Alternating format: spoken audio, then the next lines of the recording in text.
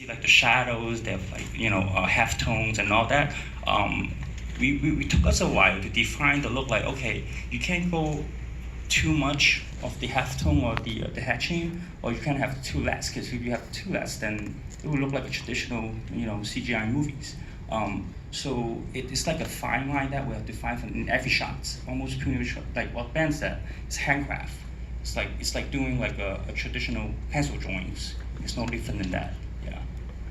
Yeah, it's really interesting when you get your initial render and you're like, okay, this looks like a traditional render, and you work on it and you work on it and you iterate and you fail and you make some tests and you try again, you show some people, you get some feedback, and then like a week later you come back on Monday and you open the shop and you're like, wow, it looks like a comic book. It's very rewarding to see it go from very traditional to the finished piece that looks like a lot of frames. Like sometimes I wish I could like print them and put them on my phone or something. Yeah, it's like you're flipping a comic book. Yeah. How I see it, the final. Well, I have one more question before I'll open up Q&A to the floor. You said that there was 2D and 3D elements. Did you guys have a 2D team and a 3D team, or was it just like the 3D people could handle the 2D department stuff? I think we did have, I forget the guy's name, unfortunately, but we did have a 2D animator on the show who was doing some of the 2D effects. So a lot of the explosions that you saw were done in 2D. I wish I remembered his name, but he is like extremely talented, and we put a lot of those 2D elements into our movie. And also some of the intermediate frames when there's like an important action happening, when art department that would make the stills, like a 2D stills that would go with the 3D. Well, thank you guys. Now's the time. If you guys have any questions. A lot of questions. There's one mic on that side and one on this side, so I'll let Vincent start over there, and everyone who asks a question until we run out of gifts. Get a gift. Hi. Hello. So needless to say, this film has like blown everyone away, and I think that a lot of that is because it is something that we've never seen before, but it also has a lot of elements that are familiar to us, such as like comic books and street art. So how at each stage in the pipeline did you balance that, breaking all these rules and doing something completely new with having that familiarity? I think I can sort of answer that.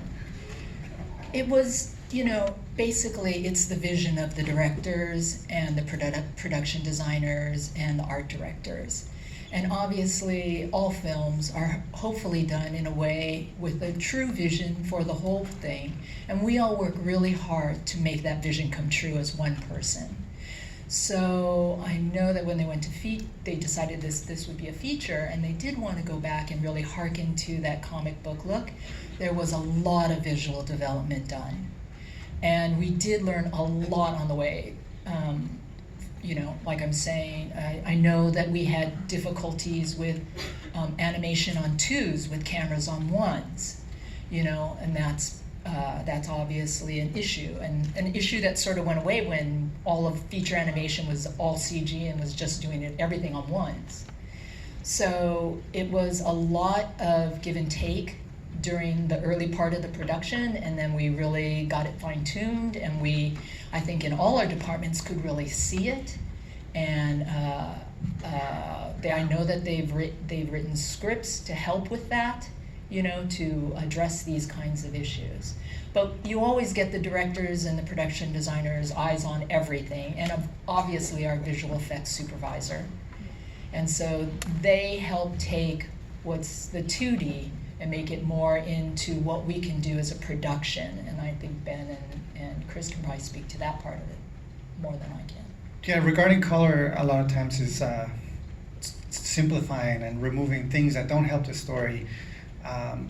And when we break these rules, we break them in a way that help the story or drive a point for each shot. We think about each shot individually and ask ourselves, what is this shot trying to say? What is the point that we're trying to make with this shot? And basically, the rules are broken to help the story come along. And also tons of visual research. There was so much visual research done for the film. like the selection of colors, for example, for Queens uses very warm lights, and for Manhattan, they're very cool lights. If you watch some of the film, there's a very clear color distinction between the two places. And those kind of decisions is what allows us to break the rules, but still make it feel familiar. We have a question over here.